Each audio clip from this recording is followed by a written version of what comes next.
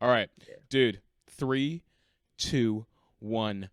We're live. Dude, Sebastian, thank you for coming on the podcast. Thank you for Uh, having me. we were just talking about stock trading, which is, funnily enough, what you do now. But Yes. in a previous life, are you still you were a dating coach, correct? Correct, I was. Now, are you still doing that? No, right now I am more of a consultant for other dating coaches when they want my perspective or if they want me to pitch in any ideas to them, since I am someone that was experienced in that industry. So that's what I do for them now. Other than that, I don't involve myself in that industry. Okay, and I've got a load of questions. I've got so many questions for you. Go for it. You've I'm got to ready. probably be one of the more. No, actually, no. I'm not going to say. I was going to say, for me, as far as like taboo topics, definitely one of the more interesting ones. And I'm super keen to hear about it. But I guess first question I have regarding the whole dating world: how many subscribers on a YouTube channel before women become attracted to you? Because I'm floundering, mate. On a I YouTube channel. no, it's just my Oh, oh, YouTube but channel. What okay, do I okay, okay. need? I mean, it depends, right? It depends. I've seen people with a couple hundred, and then I've seen people with a couple 100,000 up to a couple million. So it's hard to say. It's case by case. Right. So I if someone with a couple hundred could be successful in the dating world, Hey then man, I'm there pretty we sure you go. can get there too. Yo, I'm not on 100 yet. It's okay, man. You'll get there. You'll get One there. day. Hey, so as a dating coach, how do you start off becoming a dating coach? I guess what's your background? So who were you prior to becoming a dating coach? Uh, to be blunt, I was a fucking loser. I was Okay. a complete fucking loser. Um, if I showed you my before and after pictures, you would see. So I was the stereotypical nerdy Asian kid. Um, I was the wannabe cool guy, the super try hard.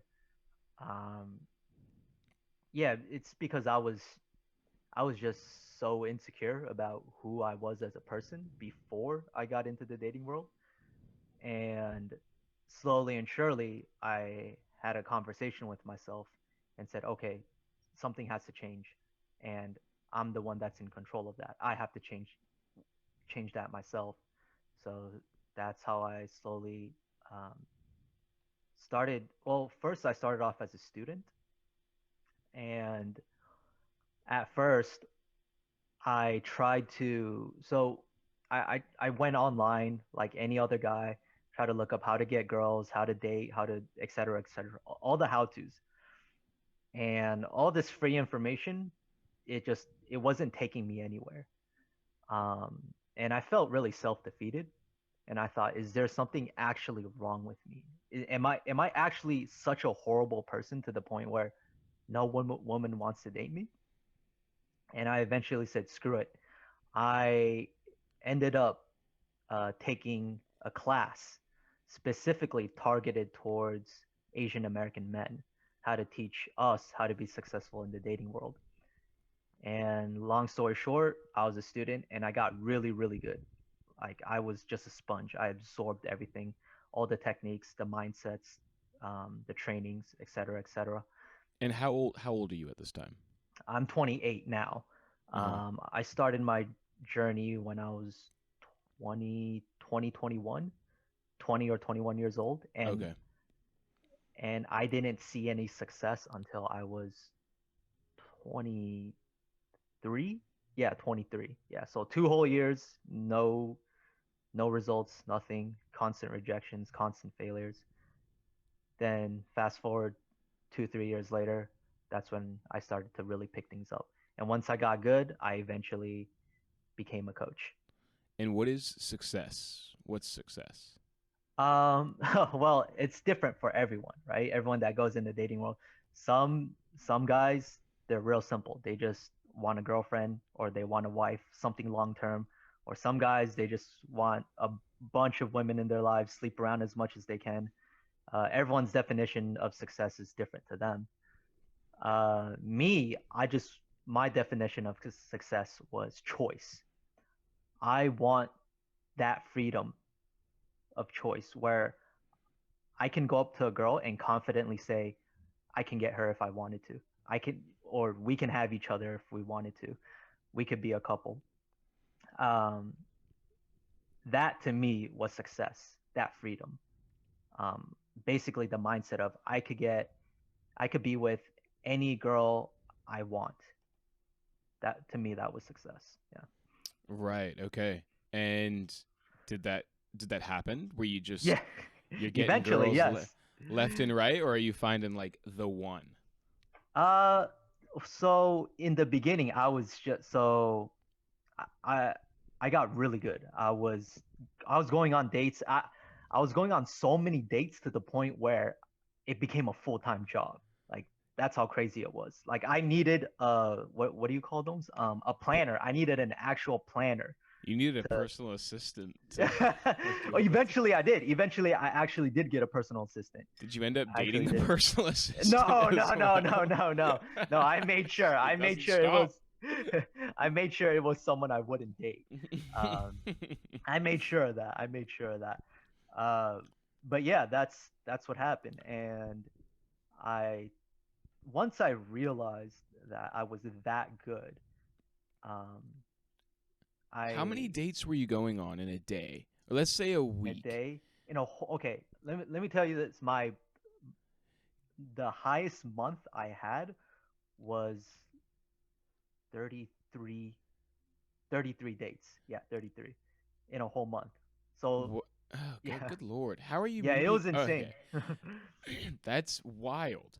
So Yeah, you're going on these dates, and is the okay? So you say you were a loser before yeah, going into the whole world. yeah. Is that how most dating coaches start out? Because it seems to me like when I was doing research for this topic, a lot of dating coaches always had that rags to riches story where it's like, I was a loser, girls wouldn't talk to me, rah, rah, rah, rah, rah. Is that the same? Is that consistent throughout the whole dating industry? About 90%. About 90%. 90%. About 90%. The other 10%, it's what we call in the industry just naturals. For example, some people they're born musically gifted. Some people are born mathematically gifted, and some people are born they're just good with women, right? So that other 10% that are naturally good with women, they uh, innately they know they're good with women. So they thought, why not capitalize on this skill set, right? And that's how some of them became coaches. Not all of them, like I said, based on what I've seen, about 10% of them are natural born seducers. The other 90% losers like me. Damn, dude, I don't think you're a loser. Do you feel like that's interesting, right? Like, do you feel like you defined whether or not you're a loser or not by how you could get, if you could, meet a girl? Unfortunately, yes. Unfortunately, yes. Yeah, and you say unfortunately, do you kind of realize that and do you feel like that's now an unhealthy approach? And I mean, and I'm not the by any means like a psychologist, but when I think about it, like to define for me, like defining myself and like my success and whether or not I'm happy by like somebody else's validation is never like a healthy thing.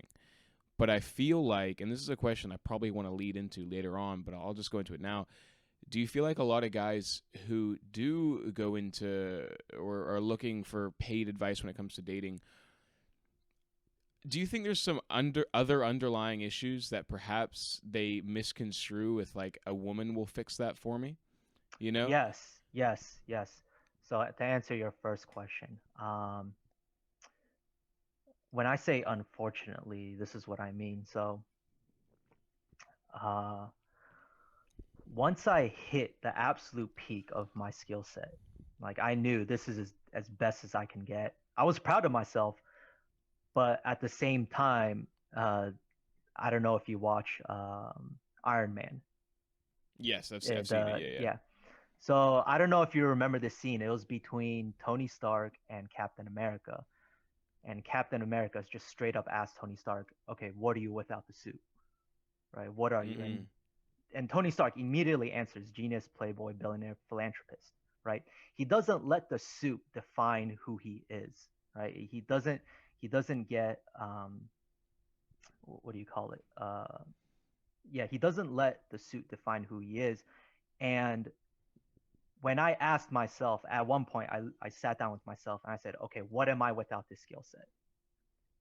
And it was a really, really harsh moment for me because I thought, wow, I'm not, I feel like nothing without this skill set. Like I let this one skill set validate who I am as a human being. And once I realized that, I really, really worked on I started beginning working on other aspects of my life. For example, my health, my finances, um, self improvement, learning how to grow as an individual, and just focusing on other aspects of life instead of this one particular skill set that defined who I was. Um, and when it comes to the industry and students having all these underlying problems, it to me it's similar to a pendulum swing, right? So initially, the students have a mindset of I'm nothing if I can't get a girl. I'm going to be lonely or alone for my entire life. And once they pick up the skill set, all of a sudden, all those negative conversations go away, right? So in their minds, it's a win. But after all those negative conversations go away, brand new ones arise. So to me, it's a love hate relationship when it comes to learning this skill set because yes, you overcome one obstacle, but then other obstacles come up. So, and usually those other obstacles that come in afterwards, those end up being the real obstacles, the real Mm. ones, the ones that are deeply embedded into every individual or every student based on what I've seen. Yeah. That's a very good point, and that is exactly what I thought. And I mean, I know as a young man, I'm young now. I'm like 25, but when I was younger, it's very much the same thing where it's like I, you're 18, and I think maybe society tells us a lot of the times that like success and like who you are as a person is defined by XYZ categories, and one of the huge categories is like being in a relationship. And Correct. when you don't have that, it just becomes all encompassing. But like for me, just being able to uh, just have relationships with anybody, regardless of gender or attraction or anything like that. So much of it comes down to just my sense of self worth. Yes. How much of your work as a dating coach is actually focusing on building up someone's sense of self and self confidence versus teaching a guy how to meet woman. And I use the phrase like meet rather than pick up because like you know what I mean? There's like a different Yes. connotation to each thing. There's like courting and then there's like but we can get into that whole dialogue and semantics and stuff like that. But yeah, do you know do you know what I mean? I know Like exactly what you mean. and so as a dating coach, are you teaching people like how to be better human beings or are you just teaching people how to like and I understand like it's a loaded question because but yeah just from your previous experience. Yeah. So in the industry, we have something called inner game. Inner game is, uh, if you break it down literally, it's inner, like yourself, deep down, right? Uh, Outer game is basically your techniques, your methods, your looks, how you dress, mannerisms, etc., etc. Those are. It's called outer game because it can be seen um, by the naked eye, literally. Inner game is everything that's deep down. So me and another coach, his name is Jeff Kahn. Um, He's a really close friend of mine and a Shout out to coworker. Jeff. There you go. Yeah, we had this discussion. So we had three students. We had three students, and in one of our trips, it was in Sacramento. Yeah, it was in Sacramento.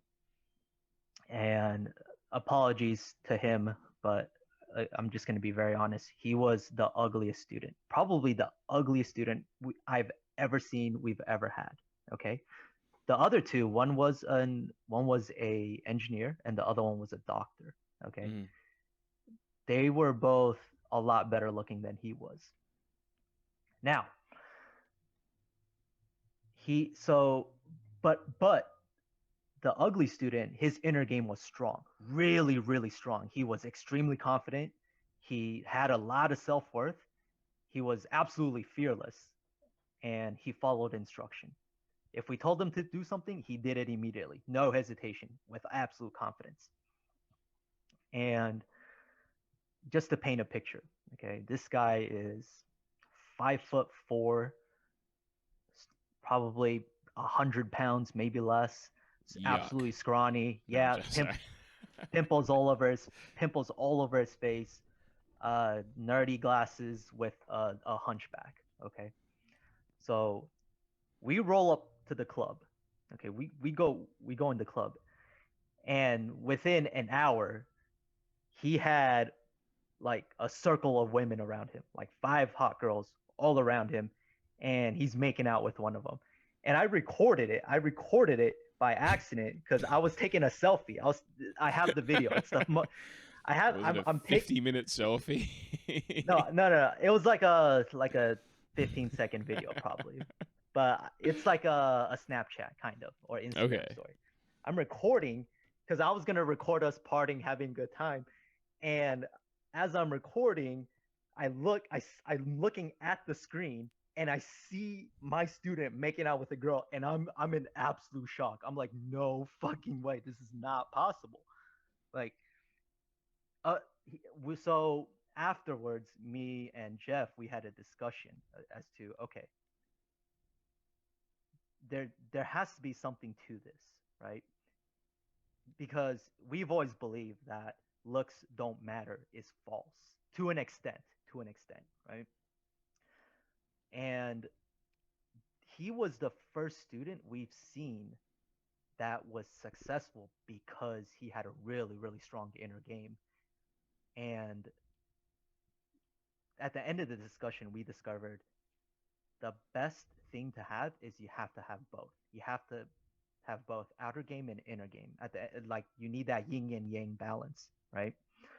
So basically, just a very, very well-rounded human being, right? You work on all aspects of your life, whether it's your looks or your self-confidence, et cetera, et cetera.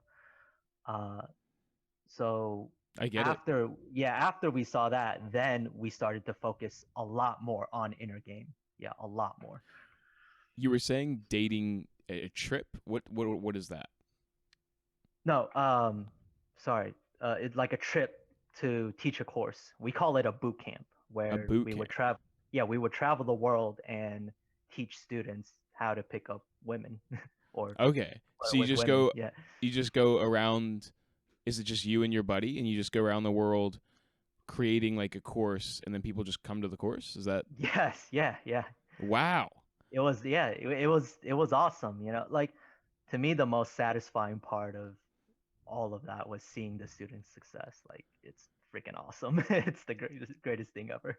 Is there is there good money in being a dating coach? Yes and no. Uh, so I worked as a so the coaches I worked with, we worked under a company. So the company would take the lion's share of the profits. Uh huh. Um, so that it wasn't very sustainable because of that business model. But if you can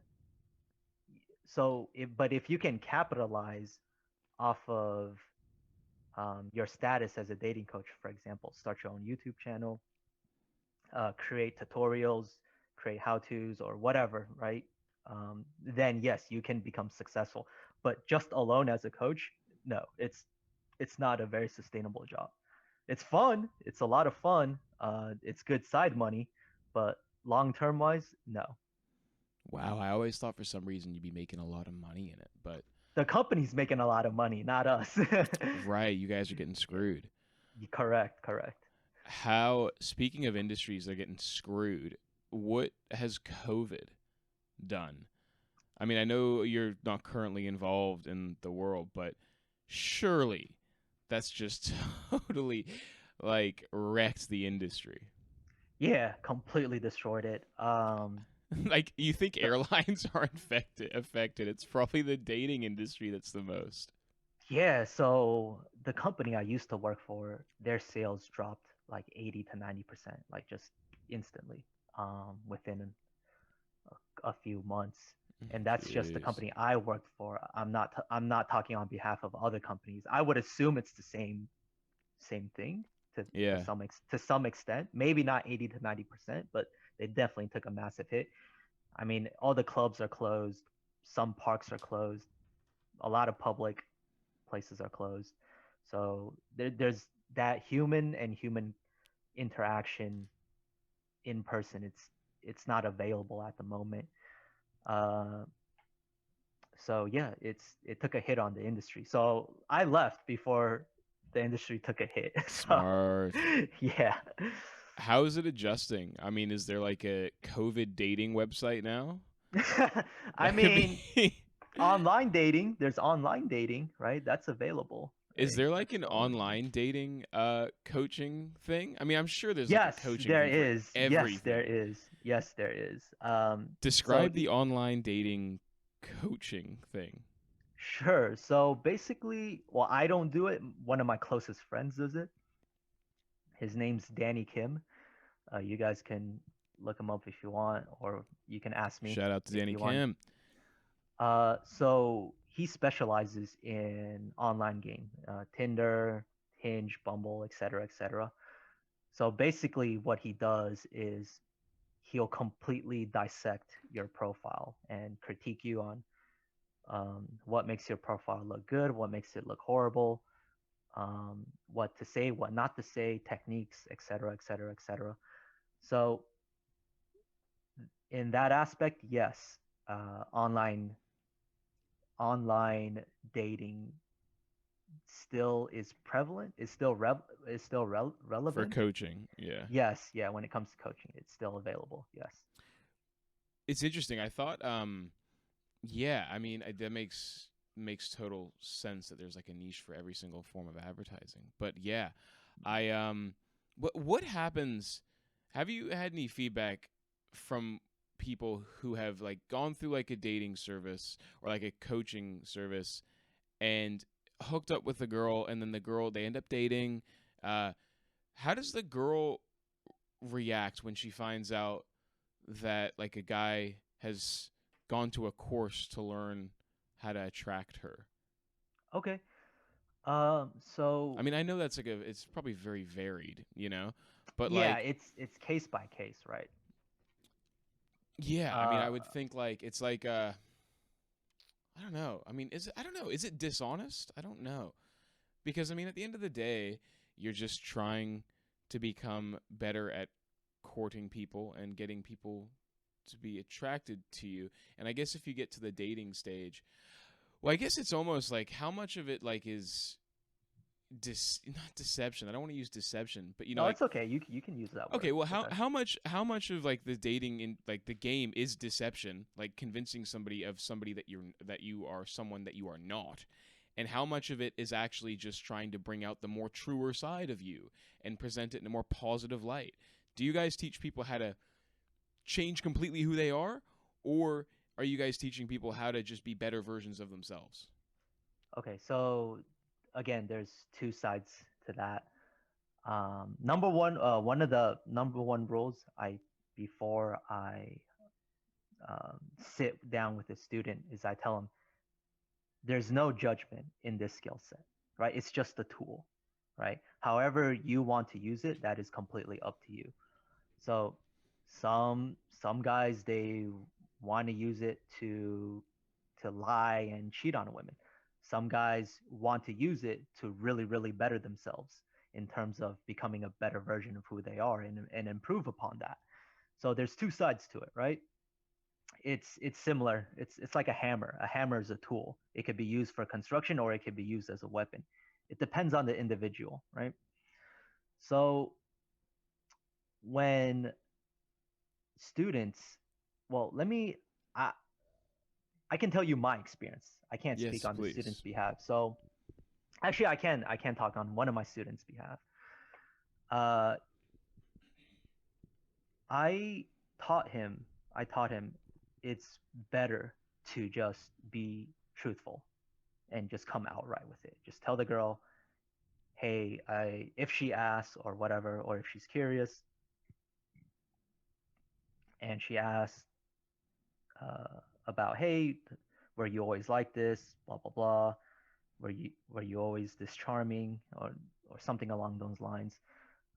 My student, he would say, no, I actually had to take a course on how to date women and be successful in the dating world.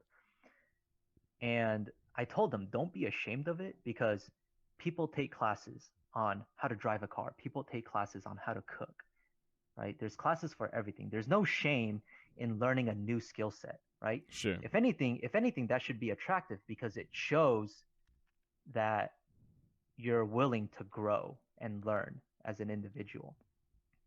So I told them you shouldn't be ashamed of it. There's no shame in it. And it's better to be truthful because women, they're socially smarter, right? Socially, they're smarter. So they're going to smell the bullshit from a mile away if you lie to them, right? And even if they don't catch wind of it, it just prevents any other arguments that can come up in the future. And so far, he's gotten positive feedback. And if anything, uh, the women usually say, wow, I wish all guys were like this. Because which woman doesn't like to be courted the proper way or the right way, right? How many times have men approached them and come off as creeps or predators, et cetera, instead of Prince Charming, right?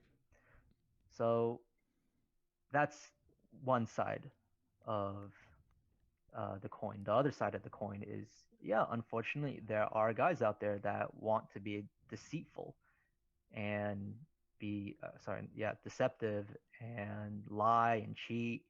There are those guys out there, right? Uh, I can't control that. Again, that's up to the individual. Mm. Again, I'm just a coach. I'm just a coach. I'm not here to be someone's moral compass. I see this skill set as something completely neutral. Interesting. Yeah. I mean, I totally understand where you're coming from. It does feel like you're relinquishing a tiny bit of, I guess, your place. It's almost like a weapons dealer. You know what I mean? Who's like, listen, you can use it for defense or you can use it to attack. Is it Absolutely. is so you're saying that you're morally neutral when it comes to it. You're there to supply a product. It can be used for good or bad. Absolutely. Absolutely. And however, I do uh what do you call it? How do I say this? I do. Persuade, influence to go a more positive direction. Yes, absolutely. If I have a student that is sincerely looking for a girlfriend, something long term, or a wife, or the love of his life, I will go that extra mile to help him, support him, coach him, guide him, etc., etc. Um, because at that point, it's my decision, right? I'm making the choice of where to point my moral compass, right? I can't decide the student's moral compass, but I can decide my own. Mm-hmm. So in that regard, yes, I'm going to help out the student as much as I can. Has there ever been a case where you're like, I'm just not going to teach this guy? Yes. Can you explain that? Fortunately, that only happened, I think, 2 or 3 times.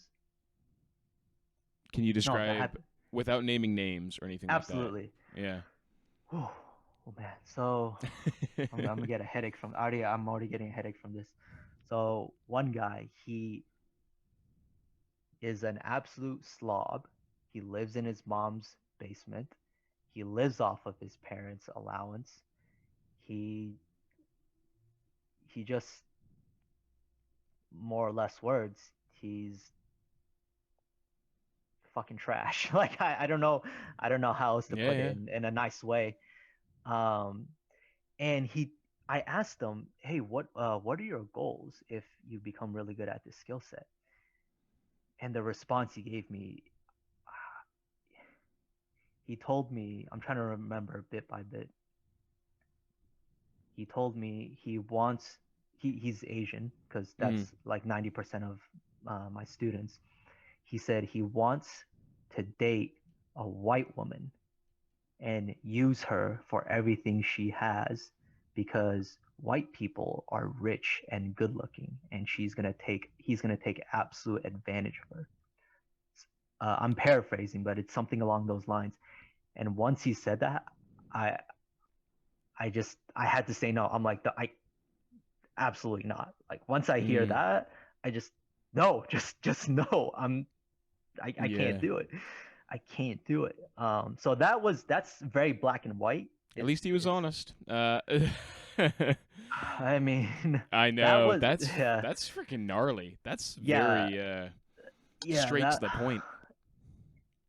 that was very black and white. The other one was kind of gray area. Mm. The other one, the student was autistic, and I so I didn't want to coach him. I no, just no. He needs to see a professional, an actual psychiatrist, professional, or psychologist about this. No way. I can't do it. I won't do it. You know. But at the time, the company, the higher ups were saying, you need to, you're coaching him. Period. End of story. Because he already paid his money. I'm like, just fucking return the money. And Mm. they're like, nope, we're taking the money. Because at the end of the day, it's corporate. It's all about dollars and numbers. And so I I took this student on. The good thing is that it was my last day of work, my last day of work. So I thought, you know what, I'm just gonna get through this, and that's it. What are they gonna do? Fire me? Whatever. I'm just gonna get through this. Mm. And it was a struggle. It was so painful to try to coach him. It was trying to trying to coach an autistic student. That experience, it was like almost traumatizing to me. And at that point, I had a talk with my colleagues. I'm like, what the fuck? Why isn't there a fucking screening process? Why can't we screen students better? Because fortunately, I only had to coach one autistic student. There are other coaches that have actually had mentally disabled students, and they come to me and vent. And I never had that experience until that day. And we had a discussion. I said, listen, if you guys ever start your own company, I'm all on board, but we got to screen students better. Just because they pay us money, it's not okay for us to take it. Okay, there has to be a better screening process. So, yeah, Do you those were feel my like the two. service they were paying for you could not provide? Is that I could not provide it. I reluctant? couldn't. They didn't have the mental capacity to absorb the information.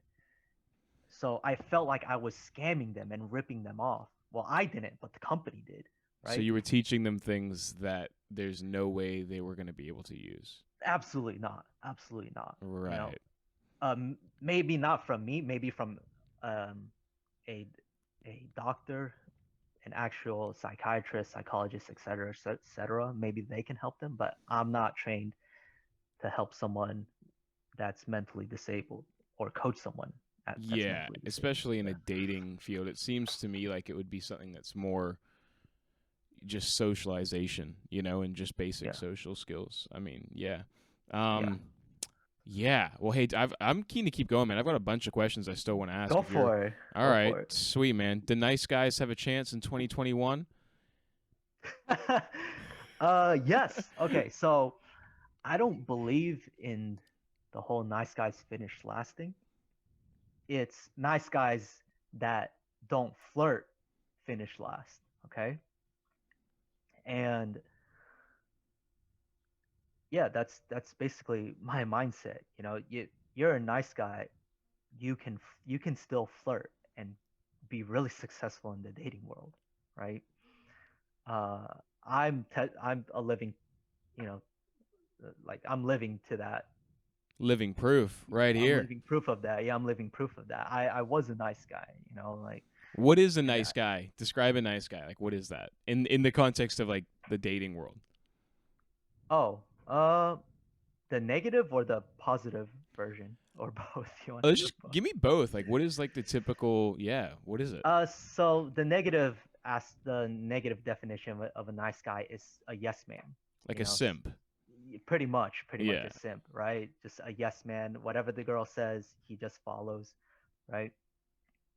Um, and on the flip side, the positive definition of a nice guy is someone that's caring, loving, kind, actually cares about human beings, right? Mm-hmm. So that's the flip side. And you can be all those positive things and still get a girl, right? I would hope so, and I would certainly. Yeah, you still can. You still can. Absolutely, right? Do you think? Yeah. Okay. Okay. So, and then you're saying you have to flirt when you're a nice guy. Right. What is? I know the definition of flirting is like Right. what is the like? Just give us a definition of what is flirting. So everyone's technique is different. Mine personally, I love to make a girl laugh. I love to make a girl laugh. Mm-hmm. I win her with laughter, and if she gives me the right signs, then I'll get a little more physical with her. So physical dominance is a huge part of flirting, and most guys are scared of that, and I don't blame them because of the whole Me Too movement and all of that. I don't blame them. Of course, they're gonna be scared, right? But with the right amount of experience and training and guidance and practice, you can practice how to read a girl properly, where she is willing to accept your physical touch, right? Mm-hmm. So me, I love to make them laugh, and then I become physically and sexually dominant with them. That's how I flirt, right? I know another guy, he's just a complete fucking asshole, but he makes it work. He's the cocky, funny asshole. I can't pull that off because I'm a nice guy at heart. I can't pull that off. Some guys Right. can. So I don't put them down for it because like, hey, whatever works for you, right? And whatever suits your moral compass. I'm not here to judge you, right? Mm-hmm. Some guys flirt like that. So again, everyone flirts differently. Yeah. Right. So it's just based on like your own personality, and it's just an Correct. accentuation of that, essentially. Correct. What's dating like now in the Me Too era? How has that Oh. changed? Oh. And I think, full disclaimer, I, I think the Me Too movement is very positive and a net gain for society. But I do Absolutely. know, um, I think I do know that basically just guys. You know what, dude? Actually, there's a real argument to be made for services like yours, where it's almost like uh, guys learn how to approach, or just people learn how to approach each other in a more positive way. Just learning how to approach each other, because I think a lot of the shitty behavior that we see is just from people not knowing. And I know Correct. that's Yes. such an easy like out, like, oh, he didn't know. Fuck off, he didn't know. What do you mean? It's so obvious. But I really do think that a large majority of like behavior where it's like, I was at a club and some guy just put his hands around my waist, and that's fucking weird. But I think a lot of it is like guys just don't know any better because there's no education around that. Do you know what I mean? It's Yes. like Yes. everything is socialized, and the social cues that we get are usually from TV shows, movies, and unfortunately now porn, which is, I think, a dialogue that's really going to change very soon. Yeah. You know what I mean? Like, Yeah. it's we're already seeing negative effects when it comes down to like issues with consent and stuff like that. Guys assume Correct. that like even the idea of like a girl stuck in a dryer. You know what I mean?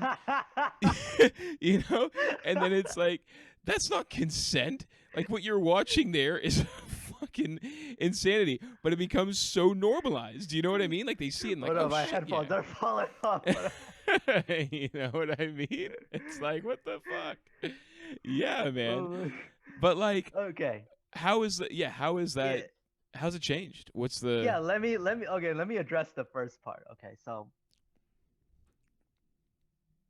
So if you come from a conservative upbringing, for example, my parents are very traditional Asian parents, right?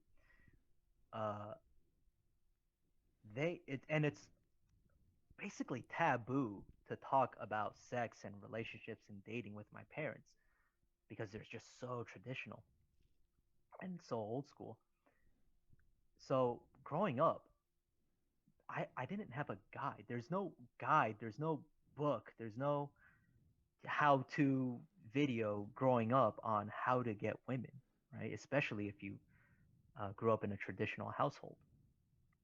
So, I think and even just how to talk to women as well, and there's like exactly, this and person, not even yeah, get, but just interact. Like I don't know about you, but I went to an all boys school here, right, and I'm living in New Zealand right now, and that's where I went to high school. And just like the lack of interaction that you have, you do come out of high school looking at them as an other, you know. And I right, think just I get or just interact. I think is the the real way of just looking at it. Like how do you interact with women? correct. Yeah, I mean, yeah, most guys they were never actually taught or coached on how to even talk to women or approach women. I'm not talking about flirting.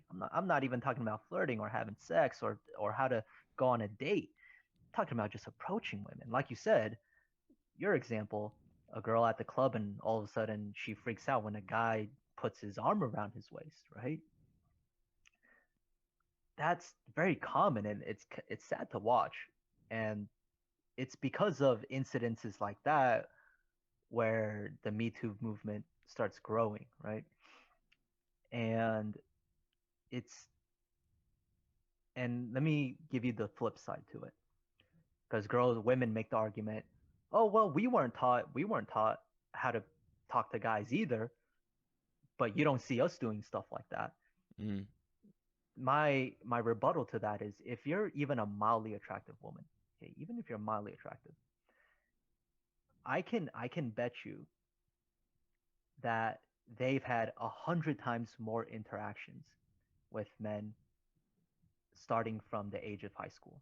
Okay, if they're mildly attractive, and this is speaking from my experience. Okay, um, this one girl I met at the club, she told me to help her take a picture. I was like, yeah, sure, whatever.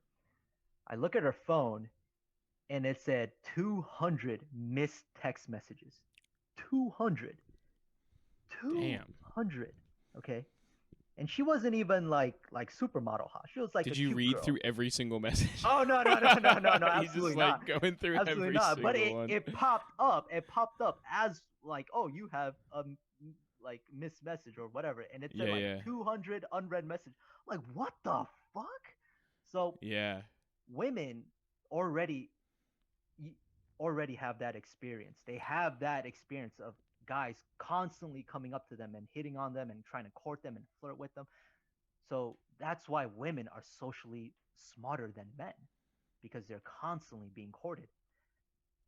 On the flip side, you can ask a mildly attractive guy, how many times does he get courted, right? Mhm. So to me, it's unfair that women judge men because of their lack of experience, right? Sure. Sure. So to me, that's unfair in that aspect. Uh, yeah. Y- So that's my yeah. No, that's great. Yeah, yeah. I guess how do we even get to that question? Was that just do nice guys have a chance in 2021? That's crazy. But yeah, the dating in the Me Too era. Yeah, it does yeah. is the I guess where's the chain of responsibility? Let's say a guy who you've coached, uh, unfortunately, just does something bad. I don't want to get overly descriptive, but It's okay. does the responsibility fall on you, I mean, obviously it's the guy who did it, but Right. it's the same thing of like, the guy who shot somebody with this gun, or who's responsible at that point? Is it the gun manufacturer? Or is it the individual? Obviously, the majority of the responsibility falls on him. Is Okay. there? Does it travel up as well? So I do my best to tell the students ahead of time. Uh, they have to find a way that works for them, right? If I tell them to do something and it doesn't work for them, obviously don't do it anymore, right? Mm. But if they continue to keep doing so, then that I no longer take responsibility for that, Mm-hmm. right? If I tell them to do something and it completely blows up in their face, absolutely, I'm going to take responsibility for that. Absolutely. Uh, but from my experience, I've coached a little bit over 100 students, like 100 to 105 students. Out of the 100 or so students, I've never seen a guy get hit, slapped, a drink thrown in their face, or get jumped by guys. Mm. I've never seen it happen. It's never happened to me.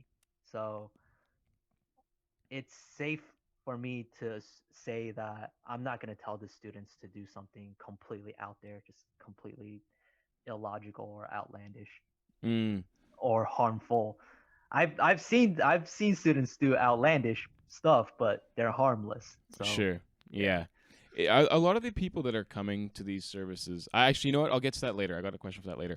Um, yeah. Okay. Interesting. Now, so, can you? I know you're like, you can't really describe your techniques or anything like that, just because of the was it the NDA? yeah. Yeah. Okay. But like, okay. Well, maybe I just want to avoid that then. But like, are you That's okay.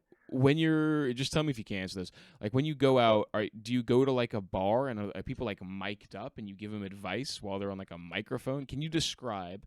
Oh yeah, absolutely. I can talk about that. Yeah. Okay. So no, I we don't do the whole mic thing. Give Basically, me the run through. Give me the run through of like, student comes to you, hey, my name is Ba.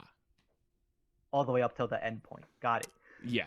So they would call me up and I would kind of feel them out in terms of what they want, what their goals are, and things of that nature. And once I have an understanding of who they are, I try to adjust my curriculum to that individual or individuals. And first day is no first half of the day, first couple 4 hours is in classroom setting, like a as if you're going to school or college. So everything's there's uh, basically it's I teach them in classroom settings the psychology of dating, the psychology of talking to women, techniques, methods, mindset, etc., etc., etc.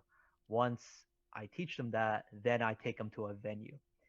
Um, first first night, yes, at a nightclub or bar, preferably nightclub. The reason why it's because it's to really, really mentally push the students. It's a sink or swim mentality. We just throw them into the deep end. The reason why we throw them into the deep end is to see how they cope and how they handle themselves in those uncomfortable situations. And based off of whatever result, the next day I try to coach them based on whatever information I have. So, for example, if a student completely freezes up, if it's a group of girls, then the next day I'll teach him, oh, okay, uh, let's call him Bob. Like, hey Bob, this is how you talk to a large group of girls. Okay, and then I'll guide him accordingly. And I'll do that the second day, same thing again, classroom setting. Then we go into a night venue. And on the third day, that's where things are different. The third day, we take to a day venue where things are completely different.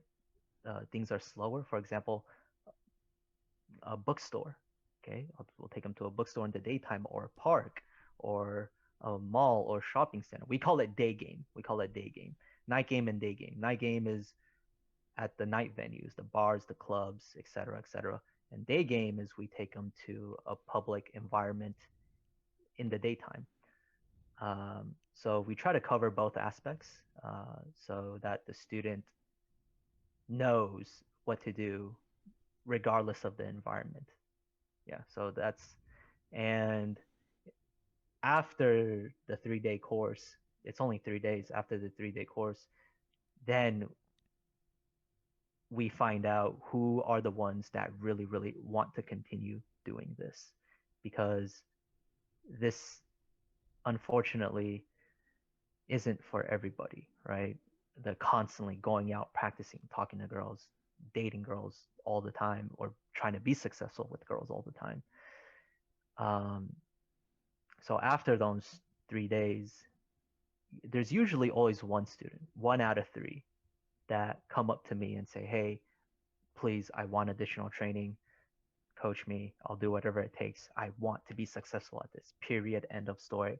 Otherwise, I'm never gonna find my true love." Like or Hmm. whatever negative conversations they have in their heads. So yeah, that's basically the beginning to the end. You know, it's interesting. I came into this whole conversation very skeptical about everything, and I thought it was kind of like I thought it was like a malicious like the dating game is, and maybe it is overall, and you're just describing it in a very positive way, or you have a positive approach to it. But I always felt like it was like a deceitful kind of malicious way of going It about it. can be. It can be. That's an unfortunate truth. It can be. I'm not gonna hide that fact because, like I Yeah. said, there are guys that use this skill set for negative, selfish reasons. And Absolutely, I'm not gonna deny that. maybe there does need to be some kind of like larger social acceptance around like just learning people. I think we're just getting to a point in society where we're learning how to talk to people better. You know, we're really just we are learning more about ourselves both as individuals but also as like collectively as like a society. And so I think as we get to that point, there needs to be some form of training or just education of like how to better talk to people. And I think like there can be like a real argument for a service such as yours. It's just like it's social skills. It's just like if you want to become a better public speaker, you go to a public speaking Exactly. course. It's the exact same. I guess like a big thing is like the intention. And I think like a big thing is like if your intention is to sleep with a girl, solely to sleep with a girl, I don't think there's anything wrong with that as long as she's under the exact same uh, Agreement. agreement. Yeah. Yeah. And I think when things get kind of slimy, I know that when things get kind of slimy is that when it's, you start coercing, lying, deceitful, and you manipulating essentially. And I think Right. there's such a fine line between courting and manipulating and uh, coercing, you know what I mean? And then impressing. And that's why I was asking that question beforehand. It's like how much of your training is like trying to bring out a more truer, attractive version of yourself or present yourself in a more positive way versus completely change who you are. Lie, rah, rah, rah, I mean, would you agree with that? Does that sound like a pretty fair summary? I don't know. I just, Yeah. I mean, I lean towards more. I lean a lot more towards the positive aspects of this skill set, being successful at dating. The reason why I lean a lot more towards that is because I went through a very similar experience where I started off horrible with women because I was a quote unquote nice guy, a yes man, right? And the reason why in the beginning I was like that is because of my own upbringing, right? In a traditional household, you listen to your parents no matter what. Like you say yes to no matter what your parents tell you to do. If your parents say you get good grades or we're gonna fucking disown you, then you better go get good grades. Everything is a yes. You never say no to your parents.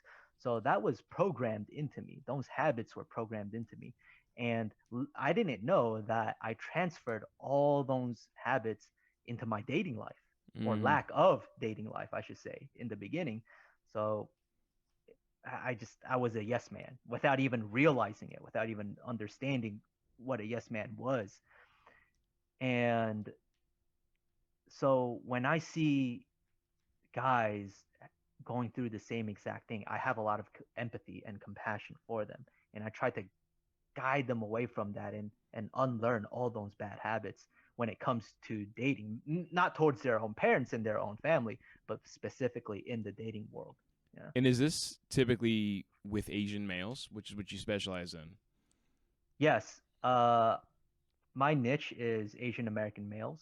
I'm Mm-hmm. not I'm not saying that's all I focus on. Mm-hmm. I if someone white, black, purple, green wants to look for coaching, I'm more than willing to coach them. Mm-hmm. But yeah, like I said, a majority of my clientele is Asian American because I can relate and they can relate to me on a very, very personal level. Uh, Mm. so it's easier for us to connect when it comes to those things. Yeah, I mean, what do you think some of the biggest stereotypes, I guess, or difficulties Asian men kind of have when it comes to dating? So here's the crazy thing, and I didn't realize this until later on in my dating life, is that it's only extremely, extremely difficult for Asian American males in America.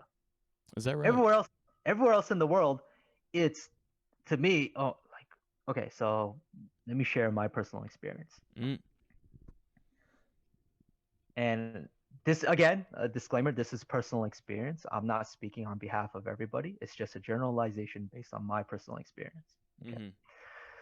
So, uh, and not just my personal experience, but personal experience of other coaches have shared their experiences with me. Mm. So, America is racist. Okay. Europe is classist. I'm going to get into what that means. So, in America, women, non-Asian women, will actually, even some Asian women, unfortunately, or some women will judge a man based on their race before they even judge their personality. In Europe, it's the complete opposite. They'll judge you on your personality before they judge you on your race, right? So in America, if I approach a woman, my my chances of a success become dramatically lower, just just because of me being Asian, right? If I go to Europe, it's the flip side. In Europe, it's for me, it's heaven on earth. Oh my God, it's beautiful. It's just, I, anyways.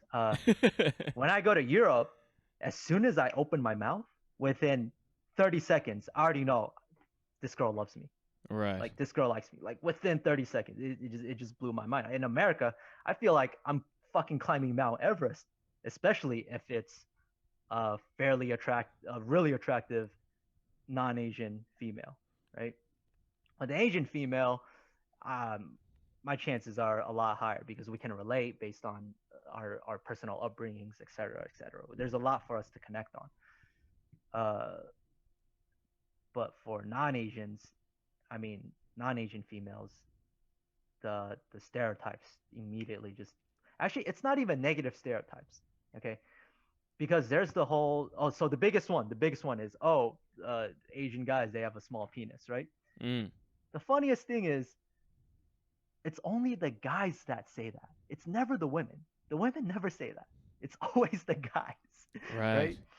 But because the guys always say that, it's become a social norm for the women to accept that as well, right? So, um, but majority of the time, it's not that the negative stereotypes exist in the women's perspective. Is that when they look at an Asian guy, it's just a huge question mark.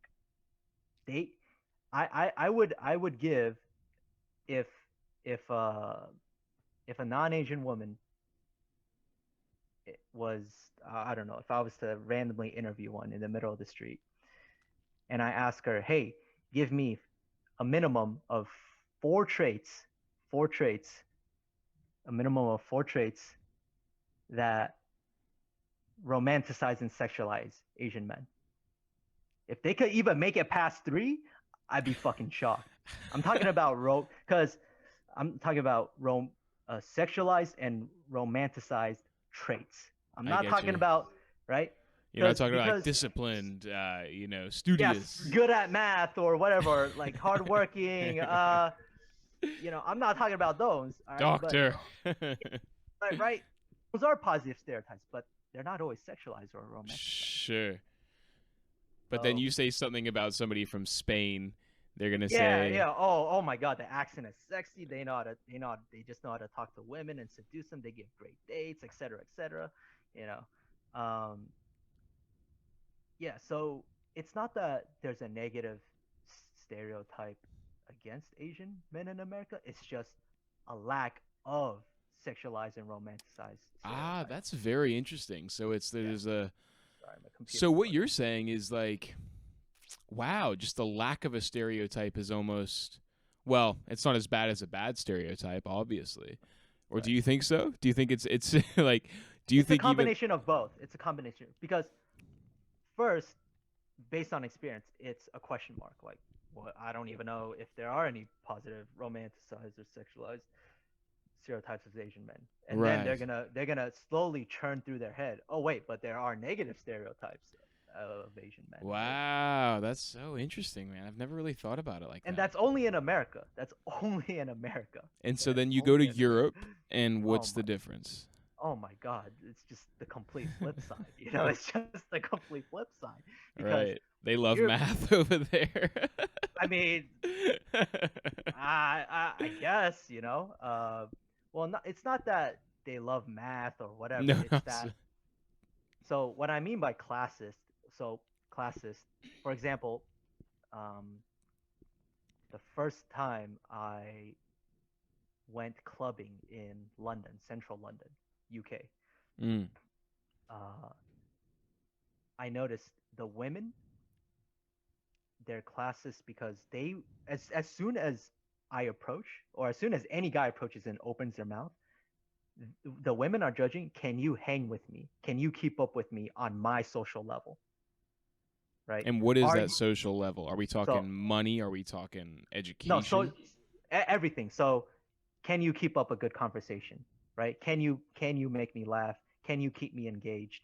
Um, if we were to go to, let's say, uh, a high class environment, would you be able to hang socially in that environment? Mm-hmm. Right? I mean, the British people, they're just classy in general, right? So I don't blame Man, them. you go up I love north. that. I love Fuck. that about them. I love that about them. Yeah. And so that's what I mean by classist. They judge you on things outside of your race, right? Can you hang with them on a social level?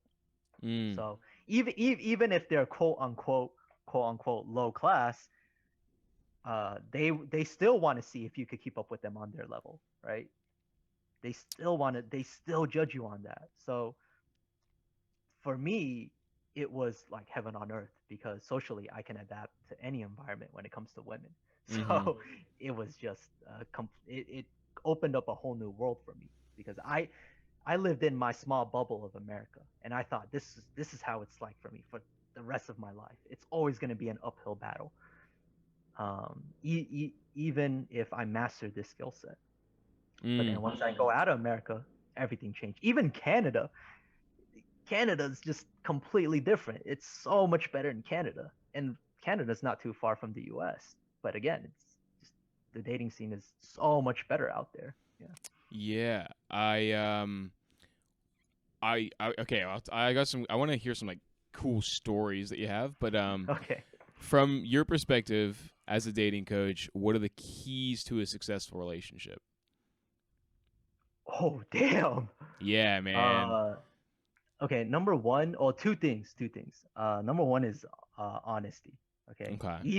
Even if you know she's not gonna like the answer or what you have to say, honesty is a huge thing Mm-hmm. because once you get everything out there and everything's on the table, there's no hidden surprises Sure. that can fester and grow over time, and later down the road it blows up in your face, right? So, but I'm not gonna lie, I still don't know how to answer the question, hey, do I look fat? Okay, that I sort of Yeah, I'll test to yeah. that. I'll test to that. That's a Uh, weird one, right? Like, yeah, I yeah, think yeah, yeah, I was thinking about that recently. I wonder if like absolute honesty is always good, yeah. or if it's like I mean, measured. you got to finesse it, be Sure, honest, but at the same time, wrapping it up in a nice package. there you go. There you go. I mean, Sure, again, it depends on the individual. Some girls are like, I don't give a fuck. You need to tell me right here, right now. You need to be fair, honest with me. Just give. Again, it's case by case, right? in context as well. Surely. Yeah. So in that aspect, okay. So that's number one. Number two is uh, they. I've had students ask me like, how do you keep things always exciting in the relationship? How do you prevent it from going stale? Do I always have to take her out on nice dinner dates? Do I always have to do this, that? Do I always have to take her on romantic walks on the beach? I just this is I just tell them you have to be fun and funny, right?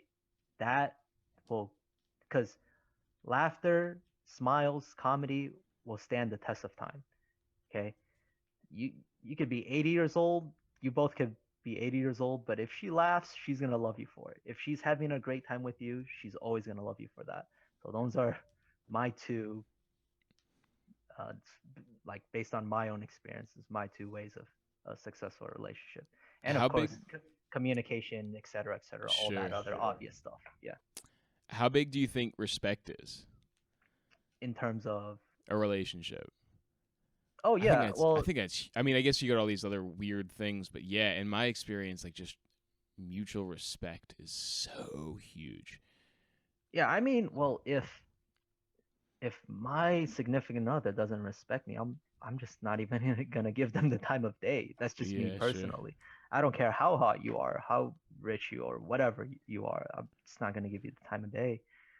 Um, like I said, uh, honesty, laughter, communication. I mean, respect, et cetera. All the obvious things. I mean, I've never. So of course, this is a stereotype. Um, but Asian men, we typically tend to have like we're taught growing up to be respectful to all people, especially our elders. So I've never ever had to. I never had a student that's had that problem when it comes to their relationship. So I can't really answer that question for you. Sure. Yeah, yeah. Yeah. Um, when it comes to dating, are all women the same? No, absolutely not. Absolutely not. Um, and I'm gonna give you a very logical answer. So uh, my friend Jeff, colleague Jeff, he told me he told me this, and I kind of agree with him. Again, it's a generalization. So he said there's 10% of women when you approach them, no matter what you do, what you say, what you have, it's they're gonna reject you. Period. Like it's a hard no, right? It's just a no. And then there's 10% of women that are an absolute yes. Okay, they just love you for you, right? 10%, it's just a hard yes. And then Hmm. the other 80% is just a huge maybe or a huge question mark, right? So turning that 80% into yeses, that's a true test of your skill set when it comes to the dating world. And I believe that. I honestly believe that. Again, it's a generalization, but I do believe that to a certain extent. So not all women are the same. I don't believe that at all because I've dated all sorts of women. I've dated the girl that's partying 24/7 at the club, and I've also dated a girl that's valedictorian of uh, Ivy League school Mm, that doesn't party. She just stays home and studies all day, and we hang out every once in a while.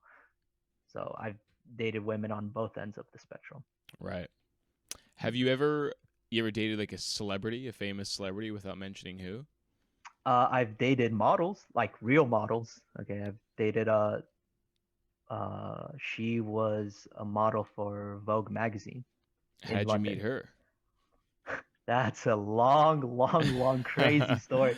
Uh, long, long story short, uh, I went to London for a business trip, a coaching trip. I had 3 students in London, and after the at the end of the coaching trip, no, it was in the middle of the coaching trip during my time. So I went to London early, a day early, and I thought to myself, I want to go clubbing. I have to see what it's like in London. And I met this girl there, beautiful redhead with blue. She's like half Middle Eastern, half like British white, like redhead, blue eyes with a Middle Eastern look. She's gorgeous. And then things were going well. We were hitting off. I was flirting with her. She was flirting with me. We had a great time. And we kept in touch. I told her, hey, I'm not going to be here um, after the end of this week. Let me get your contact info. Let's keep in touch. And for an entire year, we kept in touch Without seeing each other? without seeing each other. And I told her, hey, I'm actually going back to London. I want to go there for vacation because I love London so much. Let's meet up. So she said, sure. And we planned everything out. We bought tickets to a bunch of museums, galleries, shows, just a bunch of amazing places. And on the day of, she fucking flaked on me. She just What? straight up flaked. I'm like, why would you do that? We already bought all this stuff. Like, why would you? She gave me some like bullshit excuse. And it was 3 or 4 a.m. in the morning, and I was fuming. I was pissed, right? But after about half an hour, I thought to myself, you know what, Sebastian, you can't let this affect your vacation. You're here on a vacation to enjoy yourself. You're not here to be pissed. So I look on Yelp for the place that's for any place that's open. There was only one place open. It was a really expensive rooftop restaurant in central London. And I'm like, oh fuck it, I'm on vacation. I guess I'll go. So I went there. I'm sitting by myself. And out of nowhere, this girl, she just comes up, sits herself down right in front of me. And she goes, hey, you look familiar. I was like, I think you got the wrong guy. I'm not even from this country. I'm not from around here. She goes, no, I think I know you. You work at a nightclub. I was like, wait, how do you know? She says, yeah. You work at a nightclub in Los Angeles. I was like, excuse me? She's like, yeah. I was like, I was just so flabbergasted because she was right. I worked at a nightclub in Los Angeles. Mm. And she's like, yeah. You were working this one event with Vogue Fashion Magazine. I was like, no, I think you got the wrong guy. But I think you're really cute. If you want, let's just stay and talk. And she's like, yeah, sure. And then next thing you know, we just started dating. Yeah. Wow. Did you go to any Yeah. cool like photo shoots and stuff like that? Yeah, well, I could. So her dad is a billionaire. Okay, her dad's a billionaire. Her dad's like the VP of I'm gonna butcher Do the you want to name. say? I mean, it might not be a good idea to say. No, it's fine. It's fine. It's Okay, totally okay, fine. As okay. yeah. He's the VP of Her what then? Tell me.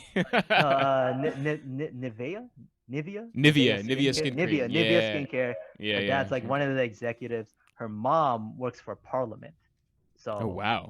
we couldn't take. It was so weird because everywhere we went, I felt like a celebrity because we couldn't take any pictures together or anything like because of her family ties, right? Like if something went wrong, she could end up on, I don't know what their local news station is or no local Sure. paper is, but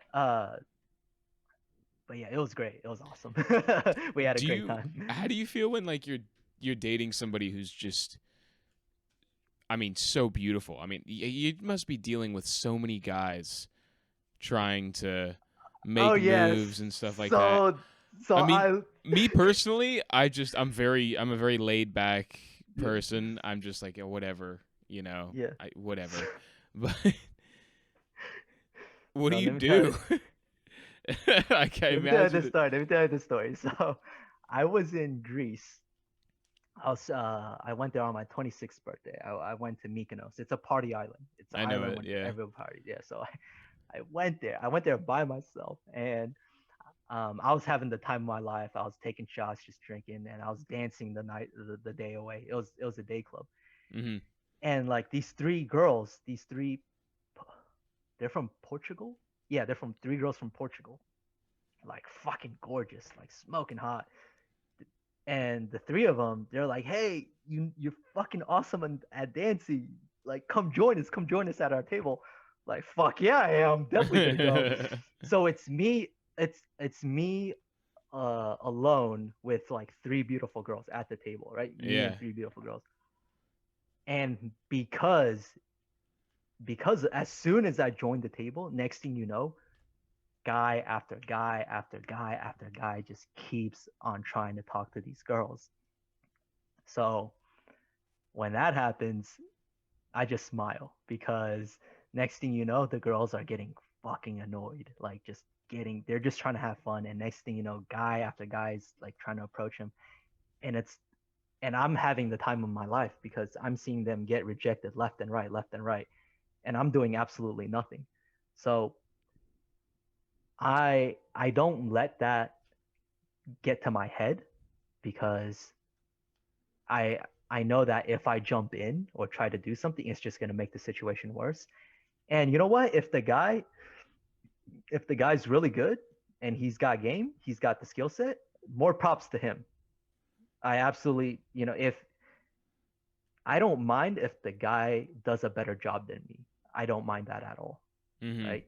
What pisses me off is when they do a really, really, really shitty job and make the girls uncomfortable. That's what pisses me off, right? How did the rest of that Yeah. day pan out? Oh, they three girls just stayed with me for the rest of the day. Oh, nice, dude. Yeah, it was great. It was awesome. And it's funny. So I'm recording myself like uh snap it was Instagram story. I'm recording myself and I'm having a great time with three girls and there's a guy in the background. He keeps like trying to like get in on the shot and trying to talk to the girls and like the girls like trying to like push her out. It's the funniest thing. So I'm What just is like like the best way to go? Like, do you just? I mean, I feel like a lot of guys just come up and start doing a conversation, which seems like a total normal thing to do. But like, I don't know. right. This is gonna start turning into a dating coaching That's session. fine. That's Fucking fine. Christ. That's fine. I don't mind giving general tips and advice. I Yeah. just don't give out techniques. So for me personally, I just go direct. I immediately, like right up front, I tell the girl my intentions. Like, Yeah. Right. hey, I think you're cute. I think you're beautiful. I want to get to know you more, etc. Like, hey, I want to hang out with you for the rest of the night, or something along those lines. Don't say Sure. that specifically, but something along those lines, Yeah. Yeah. Yeah. right? Because I don't understand. Because you'll be shocked at how often a guy does not do that. Just be upfront with their intentions, right? Which is Like so you'll be, important. I think just communication is kind of all what it boils down to, right? yeah, and like you said, there's guys that'll if they're at a club, girls that are at a club, some guys without even any cues, any conversation, without anything, just immediately go up to a girl on the dance floor and grab her by the waist, like Yeah. no, like so, and when I see that, I'm just like, well, good luck. That's Mm-hmm. all I can say. Like within 10 seconds, I already know what's gonna happen. So it's like, oh well, good luck. Yeah. Yeah. Final question for you, dude. Uh, what do you think is the best way for someone to be happy? Oh damn. Um, I don't know how to answer that question because it's not that I'm not happy. It's just that I have a different perspective on happiness. So for me, the ultimate goal in life is to become an eternal student, whether through painful or positive experiences. I believe that's the answer to life is to constantly grow, constantly learn, and absorb as much, not just information, but life experiences as possible. And I personally believe the more you learn, the more you grow as an individual. Happiness becomes a byproduct through that. Um, that's why I it's gotten to a point where I'm almost addicted to learning and life experience. That's why I love traveling so much. It Mm, opens up so many worlds, so many more experiences to me. Like when I went to Europe for the first time, it was like a whole new world to me, and I learned a lot through those experiences. Um, so yeah, to me, happiness is a byproduct of that. In, right. Instead of me constantly trying to chase happiness. So I think that's the yeah, best way to that's go about it, man. It's just like yeah, a natural outcome of things that happen when you pursue other things, you yeah. know? And again, that's my definition of happiness. Everyone's definition of happiness is different. So Sure. I'm not gonna knock anyone on their definition. Absolutely not. Yeah. So what are you doing with yourself now? I said last question, but No, so it's you're no okay. I don't longer, mind. you're consulting a tiny bit for Yeah, coaches. What else yeah. are you doing? What's going on in the life of Sebastian? Well, so after I left the industry of like becoming being a dating coach, I worked in the nightlife industry because I thought, why not use my social intelligence in the nightclub where it is a social environment. But of course, the pandemic happened. So now I have to adjust. I have to learn how to adjust to the pandemic and quarantine, right? So now I'm a day trader. Um, Way. yeah, that's The and I classic love it. transition, dude. I love it. It's like an addiction to me just learning. Hey, if you enjoyed that, make sure you hit that subscribe button on the left-hand side. And to watch other episodes, click one of those squares on the right. If you only want to listen to this and don't have time to watch the full video, you can find this podcast wherever podcasts are listened to online. Thanks. Bye.